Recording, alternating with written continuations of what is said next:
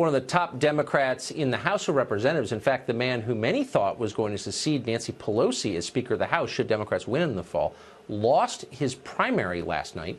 He is Congressman Joe Crowley. He was widely expected to be House Speaker next year if Democrats retook the House, as we said. Instead, he's on his way out.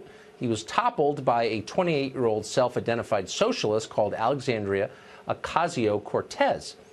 During the primary, Ocasio-Cortez attacked Crowley for his race, saying that as a white man, he was not fit to represent the district.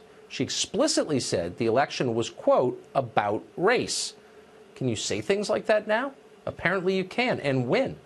Charlie Hurt is opinion editor at the Washington Times, and he joins us. Charlie, I didn't grow up in a... Look, there have always been bigots in the country, for sure. Right. But you Usually didn't Democrats. see people running for office saying, don't vote for the other guy because of his skin color. When did that become allowed? And why did nobody say anything about it? No, it's absolutely staggering, and you're right. It is something that you would never hear anybody in decent company say. But increasingly, it's been something that that is accepted coming from the left.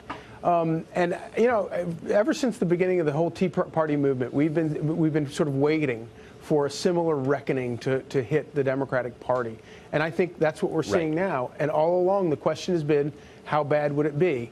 And when you look at some of these candidates that Republicans put up, the Tea Party candidates, they weren't the best candidates. They were a little rough around the edges. But at the end of the day, they were constitutionalists like Mike Lee, maybe annoying, but they loved the country. These people are communists. And that's a real problem. And Democrats are going to have to contend with this. And this is not going to be the last sitting Democrat who is going to get ousted by some socialist who wants free stuff for everybody that comes out of nowhere. This candidate in Queens ran explicitly against ICE and called for a South Africa-style Truth and Reconciliation Commission to go through the sins of ICE, its human rights abuses. Are you going to see other Democrats run on that platform? Oh, I think absolutely, and I think that you will even see. And this is the coddling that we saw from the we've seen from the Democratic leadership going on years now. We're going to start seeing actual mainstream Democrats in Congress pushing this lie about ICE. And my goodness, what do you expect when they talk about things when they accuse ICE agents and Border Patrol agents of being like Nazis? I mean, my goodness, what do you expect is going to happen with some of your candidates?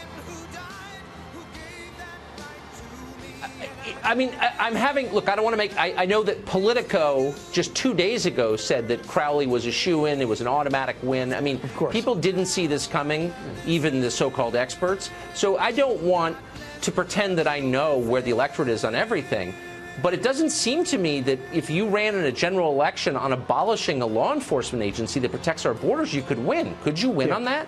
No, and I think that, who knows, New York 14, maybe this sort of candidate can win there, but I can guarantee you anywhere else across the country, you're not going to be able to win on this. And all of this plays right into the hands of Donald Trump. I would argue that Donald Trump got himself reelected this week, and it's because of crazy stuff like this and the Maxine Waters stuff and the haranguing people in public. It's all playing into Trump's hands. It sure seems that way.